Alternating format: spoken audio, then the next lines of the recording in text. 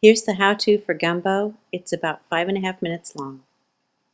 I put 4 quarts of water in the pot to boil. I have a 2-cup measure. 2 cups is a pint, 2 pints is a quart. I have a cast iron pan heating up and I'm gonna make the roux. The roux is actually a 1/2 cup of oil and 3/4 of a cup of flour. This is the flour and oil mixture cooking. You can see I'm stirring. It's good to use a heavy pot for this because it helps it to keep it from burning. This is a process that's going to take a few minutes, so you just have to be patient and you have to judge.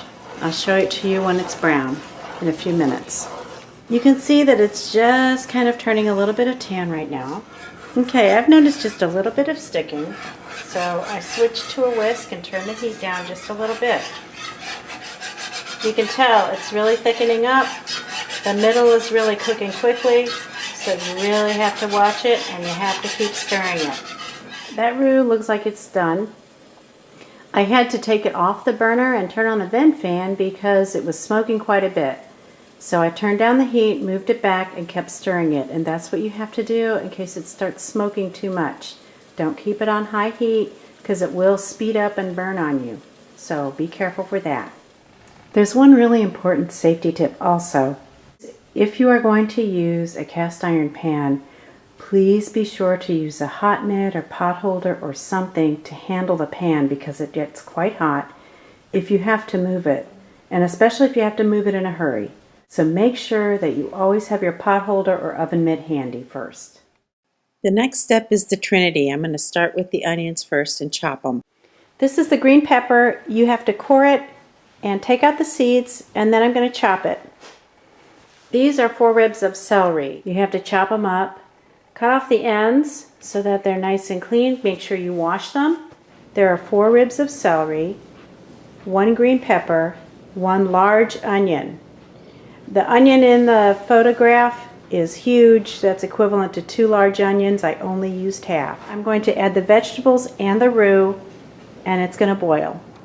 This has to boil for 30 minutes, and then I'll add the chicken and the sausage. This is what it looks like boiling. I was cooking it for 30 minutes. I put the roux in and all the vegetables, and now it's time to add the meat. And I have actually turkey and sausage.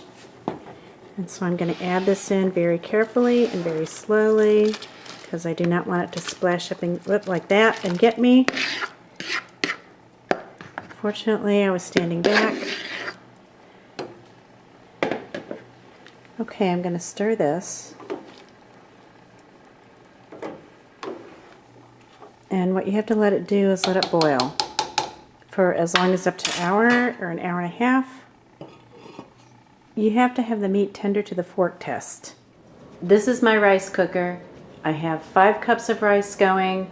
You have to measure and add water according to the instructions for the rice cooker. So in case you have one, you have to pay attention to that.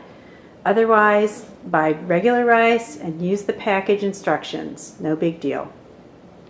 This is what the gumbo looks like, finished. It looks pretty good. The last thing I have to do is add the green onions last.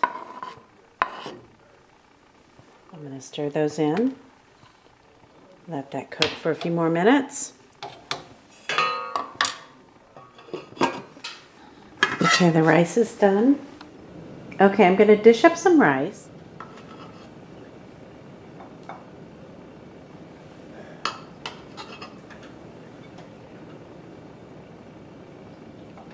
The rice goes in the bottom of the bowl. This is the finished gumbo.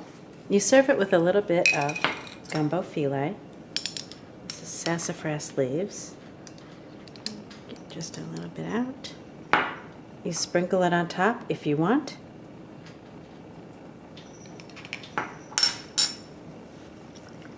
And a little bit of Tabasco.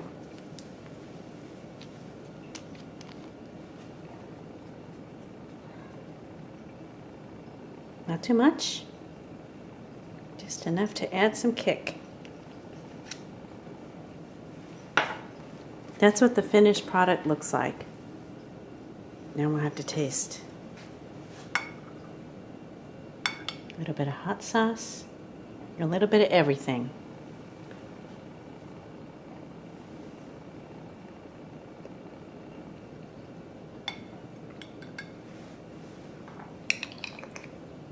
Really good.